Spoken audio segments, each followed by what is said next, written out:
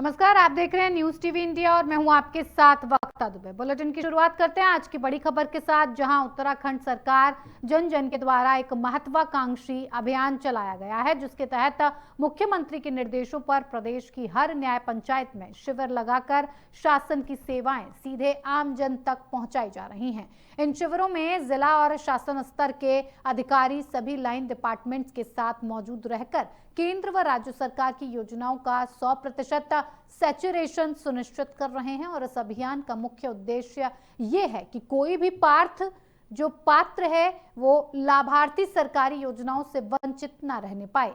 मौके पर ही पंजीकरण कर लाभ दिलाने की प्रक्रिया अपनाई जा रही है। 23 चिन्हित योजनाओं के साथ साथ जिलों को स्थानीय जरूरतों के अनुसार नवाचार करने की भी स्वतंत्रता दी गई है। ग्रामीण विकास विभाग इसमें महत्वपूर्ण भूमिका निभा रहा है। मनरेगा श्रमिकों को सामाजिक सुरक्षा योजनाओं से जोड़ने, पेंशन, दिव्यांग प्रमाण पत्र, महिला सशक्तिकरण और स्वयं सहायता समूहों को लाभ पहुंचाने पर विशेष फोकस है। साथ ही राजस्व से जुड़े छोटे मामलों का निस्तारण भी शिविरों में ही किया जा रहा है।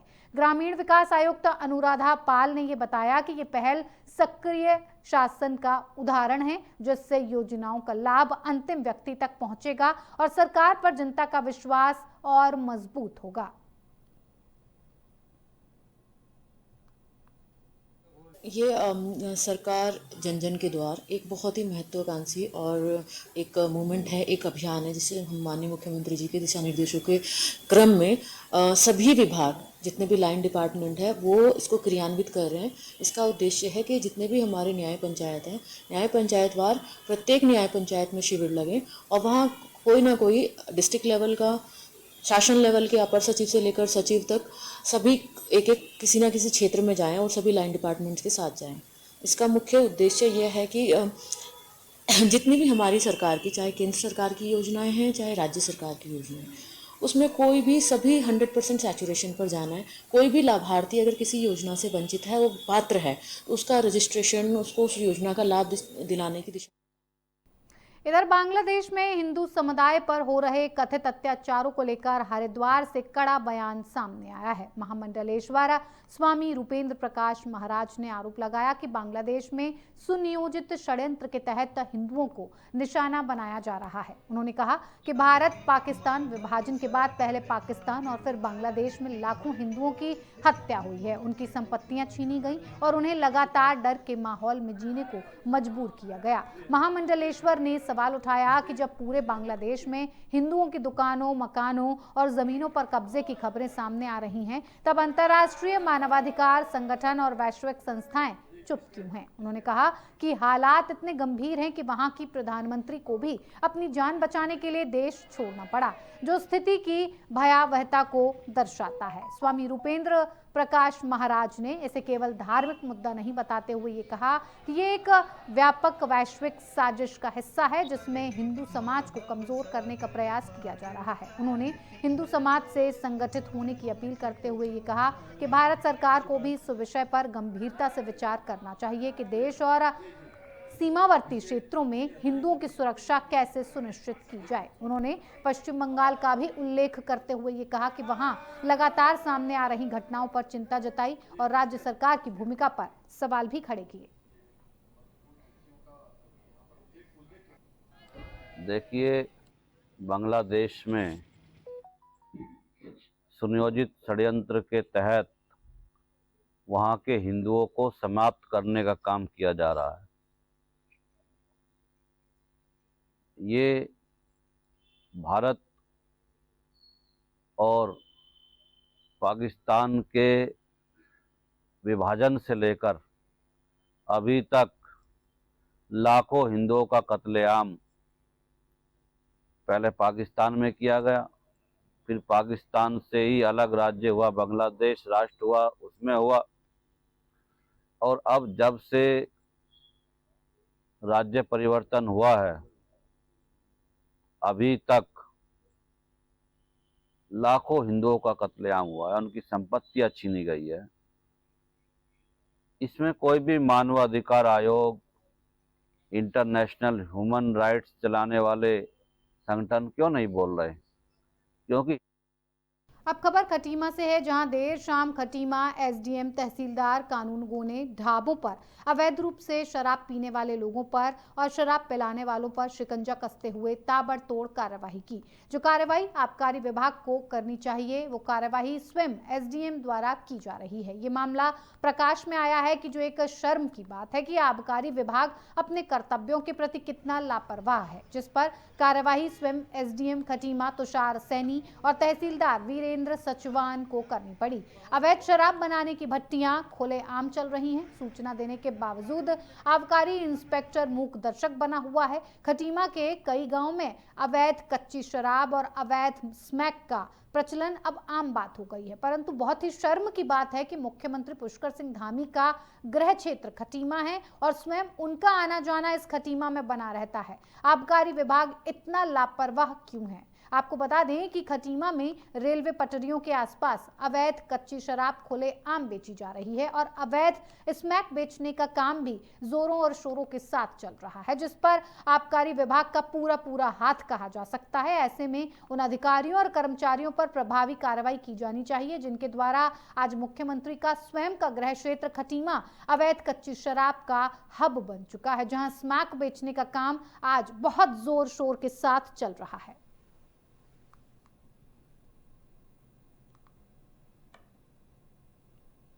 ये लगातार कुछ शिकायतें प्राप्त हो रही हैं कि इस तरह के ढाबों में रात को जो है लोग बैठ रहे हैं और शराब इत्यादि का सेवन जो है वो अवैधानिक रूप से किया जा रहा है। इसी के दृष्टिगत ये जो है चेकिंग है, लगातार ये अभी चेकिंग जारी है और मैं अन्य क्षेत्रों में भी जा रहा हूँ जहाँ पर इस तरह की शिकायतें प्राप्त हो रही हैं। पहले तो मैं जो आज एसडीएम माननीय एसडीएम साहब द्वारा एवं तहसीलदार और सघन अभियान चलाया जा रहा है, इसकी बहुत प्रशंसा करता हूं और बहुत ही सराहनीय कार्य कराया। आज हमारे एसडीएम साहब रात में निकलकर ढाबों और ठेलों पे छापे मारकर शराब का पकड़ने का कार्य कर रहे हैं। बहुत ही प्रशंसनीय कार्य है और मैं तो कहना चाहता हूं कि ये वक्त काम जो है आबकारी विभाग को करना चाहिए था, जबकि वो आराम की कुंभकर्ण की नींद पड़कर सो रहा है।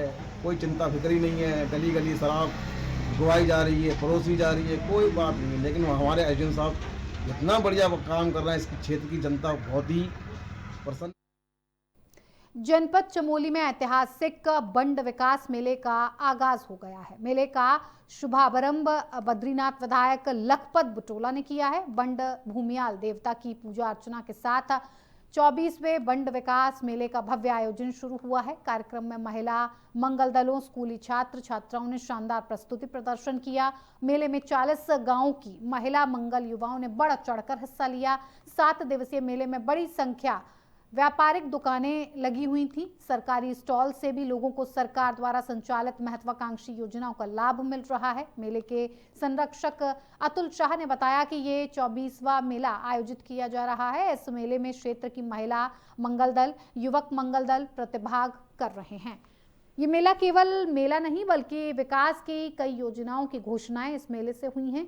सभी घोषणाएं आज धरातल पर लोगों को लाभान्वित कर रही हैं। बद्रीनाथ विधायक लखपत बुटोला ने कहा कि मेले के माध्यम से किसी भी क्षेत्र के चहुमुखी विकास के लिए अहम भूमिका निभाते हैं। मेले में हमारी संस्कृति की झलक देखने को मिलती है और इसके संरक्षण के लिए अहम भूमिका निभाती है। मेले विकास के घोतक हैं। उन्होंने मेला संचालन में हर संभव मदद का आश्वासन दिया।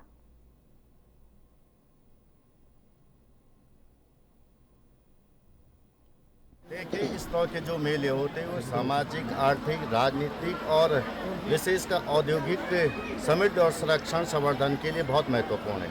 आप देखोगे कि इस तरह के मेलों से जो हमारी सरकार के द्वारा बहुत सारे विभागों की योजनाएं लगती हैं, उनका एक जगह पे लोगों को लाभ मिलता है। दूसरी बात यह है कि जो हमारी सांस्कृतिक, धार्मिक और आर्थिक जो हमारी संस्कृति है, उसके लिए लोग, तमाम लोग, चाहे वो गांव की महिलाएं हों, चाहे स्कूल के बच्चे हों, चाहे और भी लोग हैं, उन लोगों को ये मंच मिलता है और ये विकास के लिए एक रोड मैप है और इसमें लोगों को अपनी प्रतिभा दिखाने का मौका मिलता है। 1986-87 से ये मेले की शुरुआत हुई और विकास के नाम पर हमारा ये मेला हो रहा है।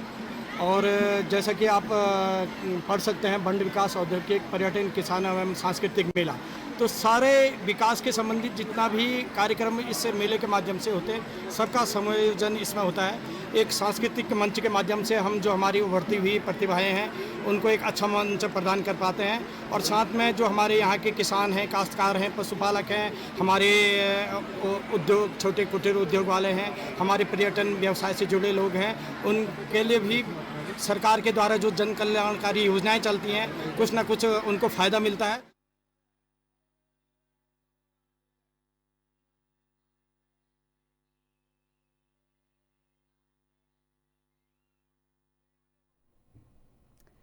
छावनी परिषद लंढौर में 2 दिवसीय लंढौर मेले का आयोजन किया गया, जिसका शुभारंभ नगर पालिका अध्यक्ष मीरा सकलानी और छावनी परिषद सीईओ अंकिता सिंह द्वारा किया गया।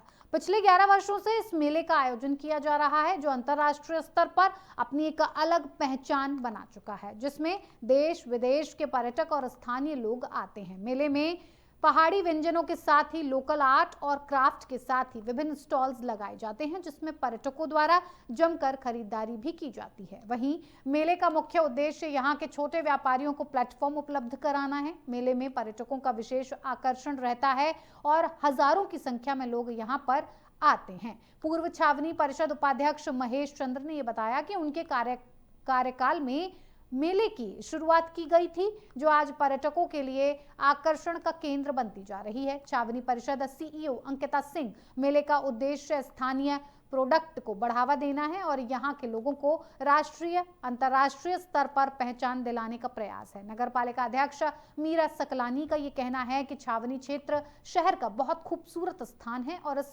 मेले में सभी स्थानीय प्रोडक्ट शामिल किए गए हैं। दिन का पर्यटक स्थानीय लोग आनंद ले रहे हैं। तो ये कि बहुत खूबसूरत जगह पे लंढौर मेले का आयोजन हो रहा है, और आप जैसे देख रहे होंगे कि यहाँ पे लोकल लोगों के साथ साथ यहाँ का टूरिस्ट भी इस मेले का लुत्फ़ उठा रहा है। और मैं धन्यवाद करना चाहूँगी लंढौर मेले के आयोजकों का कि जो यहाँ पे जो स्टॉल लगी है उसमें आप देख रहे होंगे कि पूरा लोकल प्रोडक्ट है, और यहाँ का लोकल फूड है, यहाँ का लोकल पहनावा है, या जो लोगों ने अपने हाथ से जो बनाया है वो चीज़ें ही यहाँ पे प्रदर्शनी पे लगाई गई है, एग्जीबिशन लगाई गई है। और मैं उम्मीद करती हूँ कि लोकल लोगों के साथ साथ यहाँ जो टूरिस्ट आ रहा है वो इस प्रोडक्ट को एंजॉय करें और यहाँ के खूबसूरत वादियों को एंजॉय करें। खबरों में आगे बढ़ेंगे, लेकिन उससे पहले एक छोटे से ब्रेक के लिए यहाँ रुक रहे हैं। जल्द हाजिर होंगे, बने रहिए न्यूज़ टीवी इंडिया के साथ।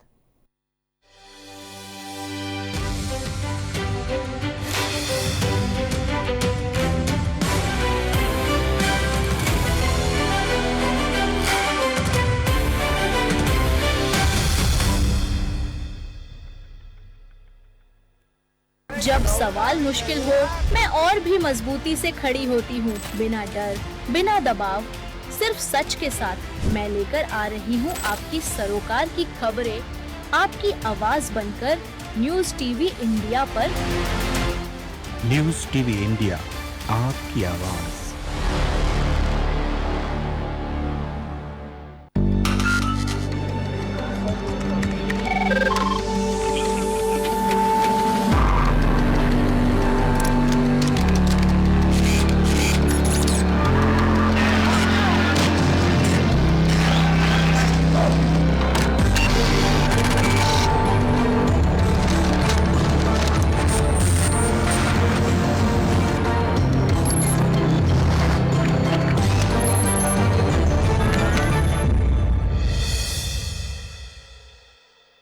जब सवाल मुश्किल हो, मैं और भी मजबूती से खड़ी होती हूँ, बिना डर, बिना दबाव, सिर्फ सच के साथ। मैं लेकर आ रही हूँ आपकी सरोकार की खबरें, आपकी आवाज बनकर न्यूज़ टीवी इंडिया पर। न्यूज़ टीवी इंडिया, आपकी आवाज।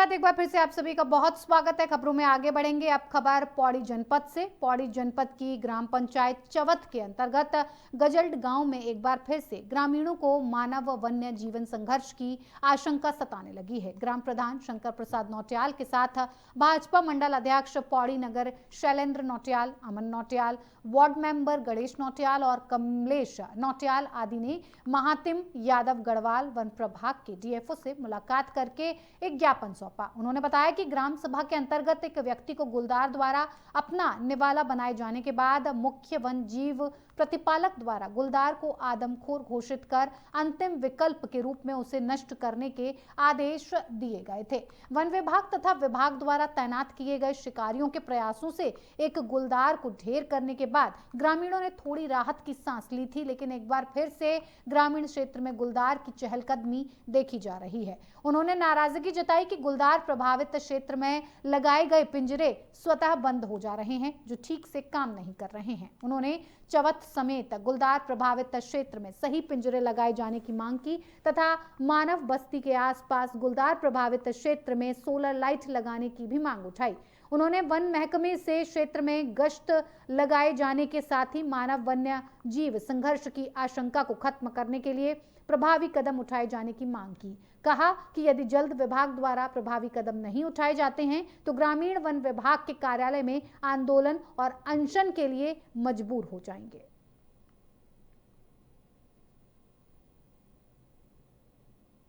सवा 8 बजे हमारे गांव में गुलदार की भयंकर डेथ हुई और मतलब उसने पूरे गांव में ऐसा आतंक, अगल बगल पूरे गांव में ऐसा आतंक मचाया कि मुझे आज पुनः डीएफओ साहब से मिलने आया और हमने बोला है कि वहाँ पिंजरे लगाए जाएं, पिंजरे की गश्त बढ़ाई जाए और शिकारी दल पुनः तैनात किया। तो डीएफओ साहब ने आश्वासन दिया कि जल्दी इस पर कार्रवाई होगी और निश्चित रूप से अगर कार्रवाई नहीं होती तो अगले विगत 2-3 दिन में मैं स्वयं अनशन पे बैठने को तैयार हूँ।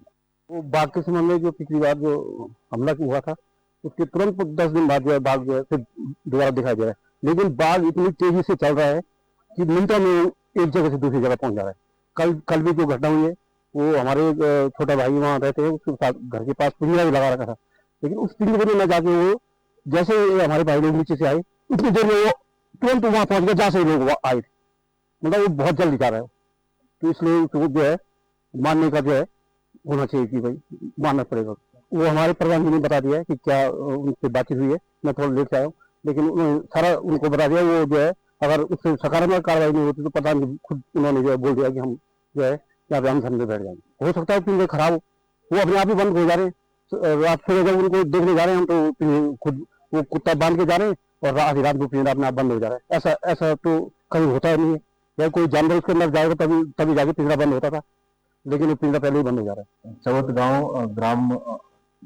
चवथ गांव जनपद पौड़ी से जनप्रतिनिधि लोग और जनता के लोग हमसे मिलने आए थे और उन्होंने तेंदुए के संबंध में अपनी समस्या जाहिर की है कि वहां पर गुलदार के आगमन और उसके विचरण के कारण लोग अभी दहशत में हैं और लोग बहुत परेशान हैं। उस क्षेत्र में हमारी टीम नियमित रूप से गश्त कर रही है और लोगों के संपर्क में है तथा वहां पर बिजली की व्यवस्था भी की जा चुकी है तथा इस संबंध में उनका आवेदन भी प्राप्त हुआ है तथा उच्च स्तर से अनुमति प्राप्त करके जल्द से जल्द वहां पर नियमानुसार कार्रवाई की जाएगी। बिजली लगाने की कार्रवाई वहां पर की जा रही है। जी, इस वर्ष पौड़ी जनपद में विशेष रूप से पिछले 2-3 महीनों में गुलदार के संबंध में काफी सारी घटनाएं हुई हैं तथा वन विभाग की टीम लगातार क्षेत्र में गश्त बनाए हुए है। हमने कुछ क्षेत्रों में शूटर भी तैनात किए हुए हैं अनुमति के उपरांत तथा पिंजरे भी हमने लगाए हुए हैं और हमारी टीम नियमानुसार और नियमित रूप से क्षेत्र में जाकर जन जागरूकता कार्यक्रम भी कर रही है। स्कूल में हमारे लोग जा रहे हैं, लोगों को लाने ले जाने के लिए, स्कूल के बच्चों को लाने ले जाने की कार्रवाई में भी हमारी टीम लगी हुई है और जहाँ से भी ये शिकायत प्राप्त हो रही है, समस्याएं हमें जानकारी मिल रही है, हमारी टीम वहां पर जाकर लोगों का सहयोग करने का पूरा प्रयास कर रही है तथा उनको इस संकट की घड़ी में उनका पूरा तरीके से वन विभाग साथ दे रहा है। ये विशेष रूप से इस वर्ष तेंदुए तथा भालू के संबंध में काफी सारी घटनाएं हुई हैं, तो इसमें इस बारे में काफी सारे डिस्कशन हुए हैं और ये समझ में आ रहा है प्रथम दृष्टया कि संभवतः इस वर्ष बर्फबारी न होने के कारण भालू अभी भी जगा हुआ है तथा हाइबरनेशन में नहीं जा पाया है। और जहाँ तक गुलदार की बात है, तेंदुए की बात है, तो उसकी भी घटनाएं इस वर्ष ज़्यादा हुई हैं। मेरा सभी जनता से ये निवेदन है कि अगले कुछ सप्ताह तक वन क्षेत्रों में विचरण करने में विशेष सावधानी रखें और अपने घरों के आसपास झाड़ियों को साफ रखें, क्योंकि जंगली जानवर चाहे गुलदार हो या भालू हो, वो झाड़ियों में आता है तो वो उसकी गतिविधि बढ़ जाती है। रोशनी की पर्याप्त व्यवस्था रखें, अपने घर के आसपास धुआं बनाए रखें और महिलाएं अगर वन क्षेत्र में जाती हैं, घास लेने के लिए जाती हैं अपने घर के आसपास भी, तो सुरक्षित ग्रुप में जाएं और अपने साथ कई लोगों को लेकर जाएं। सावधानी पूर्वक अगर हम रहेंगे तो हमारा विश्वास है कि हम इस संकट की घड़ी में भी हम लोग आगे काम कर पाएंगे और सभी लोग मिलकर इस समस्या से निजात हम लोग पा सकते हैं।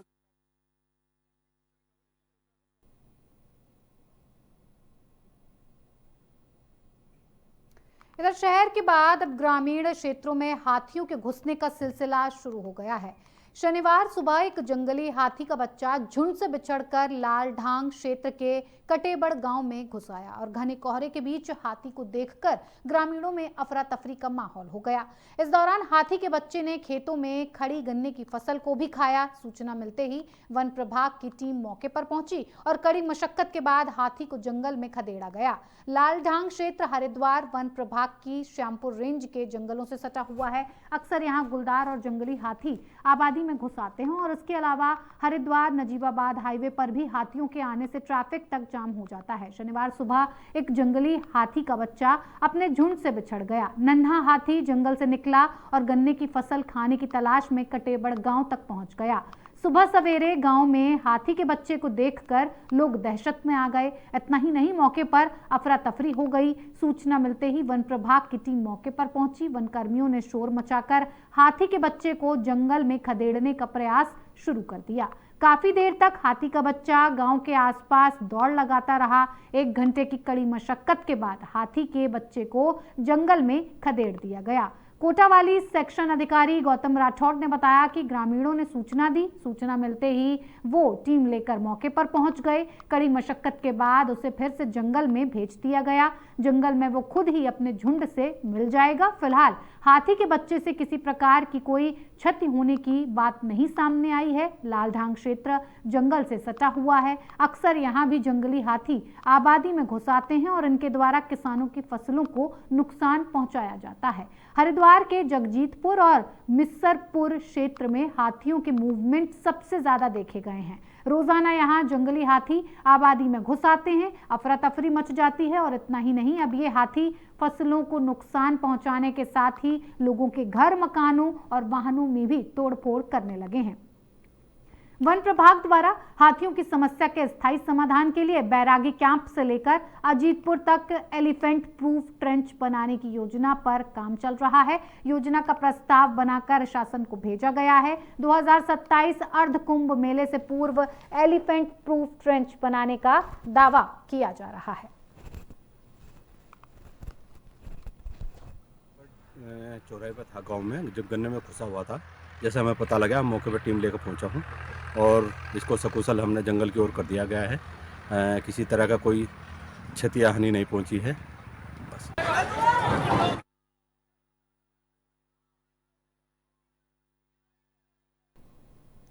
और अब बात कर लेते हैं ठंड की। तो उत्तर भारत में कोहरे से बेपटरी जनजीवन का असर शनिवार को उत्तराखंड के मैदानी क्षेत्रों में थल से नभ तक देखा गया। मैदानी क्षेत्र दिन भर कोहरे के आगोश में लिपटे रहे। धुंध के कारण दृश्यता भी प्रभावित रही।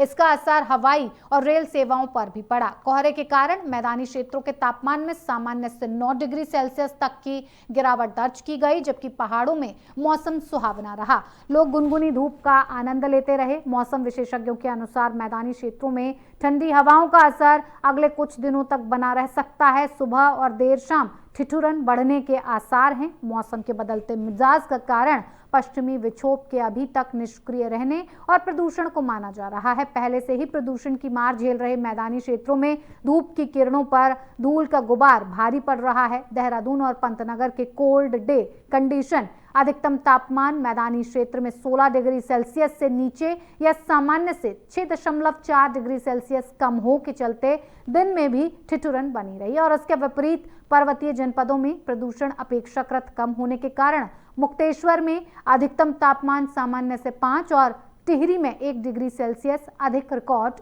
किया गया।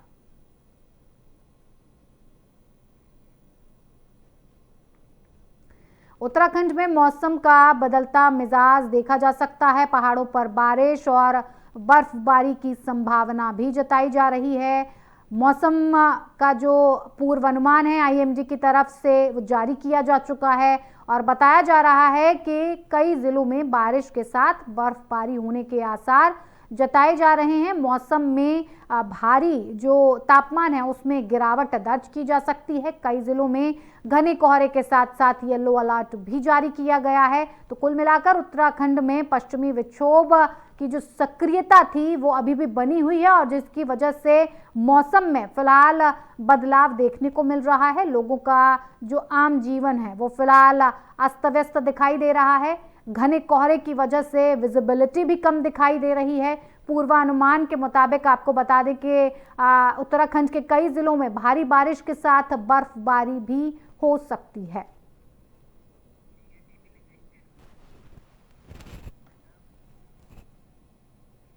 इधर खटीमा में लगातार 2 दिन से बड़ी ठंड और कोहरे को देखते हुए तहसील प्रशासन हरकत में आ गया है। वहीं एसडीएम तुषार सैनी और तहसीलदार वीरेंद्र सजवान खुद मौके पर जाकर मुख्य जगहों पर सरकारी अस्पताल के सामने, कंजाबाग चौराहे पर, मुख्य बस अड्डे पर, रेलवे स्टेशन के आसपास, मेन चौराहे पर अलाव के लिए लकड़ी की व्यवस्था करवा रहे हैं। ठंड को देखते हुए तहसील प्रशासन का ये एक सकारात्मक पहलू कहा जा सकता है। टीम में कानूनगो, ऋषिपाल, तहसील स्टाफ एवं नगर पालिका स्टाफ और भाजपा नेता प्रकाश आर्य भी मौजूद रहे। दरअसल दिसंबर और जनवरी के महीने में तराई में कड़ाके की ठंड तो पड़ती है, साथ ही घना कोहरा रहने की संभावना भी बनी रहती है, जिससे आने जाने वाले राहगीरों को ठंड से थोड़ी राहत मिल सके। इसके लिए प्रशासन ने ये अलाव की व्यवस्था की है और इसी के चलते आपको बता दें कि जिस तरह से तापमान लगातार बढ़ता जा रहा है, प्रशासन की तरफ से एक ये बड़ी पहल की गई है कि अलाव के लिए लकड़ी की व्यवस्था जगह जगह चौराहों पर की जा रही है, जिससे कि आने जाने वाले राहगीर इसका फायदा उठा सके, क्योंकि ठंड का मौसम है। ऐसे में आने जाने के वक्त में दिसंबर जनवरी के महीने में जो ठंड है वो ज़्यादा बढ़ जाती है, जिससे आने जाने वाले आम लोगों को परेशानियों का सामना कभी कभी करना पड़ जाता है। और इसी को देखते हुए खटीमा में लगातार 2 दिन से जो ठंड बढ़ती जा रही है उस पर कंट्रोल पाने के लिए कहीं ना कहीं तहसील प्रशासन फिलहाल हरकत में नजर आया और इस पर कंट्रोल करने के लिए हर जगह चौक चौराहों पर एक अलाव को जलाए रखने के लिए लकड़ी की व्यवस्था पूरी तरह से प्रशासन की तरफ से की जा रही है। प्रशासन अलर्ट मोड पर है कि किस तरह से ठंड से राहत आम जनता को दी जा सकती है।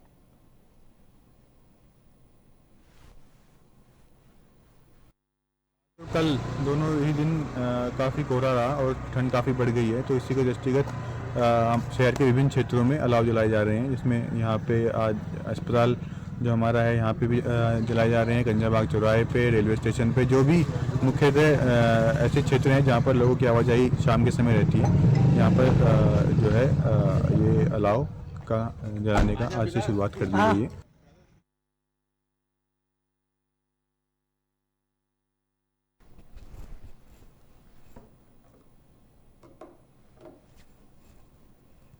चलिए, उत्तराखंड के इस बुलेटिन में मेरे साथ फिलहाल इतना ही। मुझे दीजिए इजाजत, बने रहिए न्यूज़ टीवी इंडिया के साथ। नमस्कार।